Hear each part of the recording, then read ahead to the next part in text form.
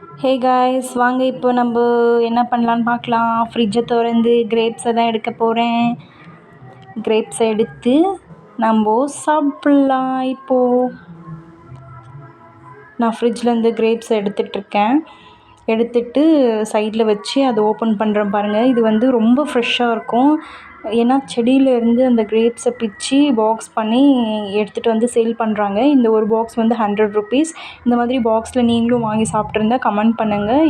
அதோட ரேட் எவ்வளோன்னு சொல்லிட்டு கமெண்ட் பண்ணுங்கள். இதோட ரேட் வந்து 100 தான். பட் பாருங்கள் எவ்வளோ ஃப்ரெஷ்ஷாக இருக்குது. இந்த கிரேப்ஸ் வந்து அவ்வளோ அழகாக இருந்துச்சு. சாப்பிடவும் டேஸ்ட்டு சூப்பராக இருந்துச்சு. ரொம்ப ஸ்வீட்டாக இருந்துச்சு.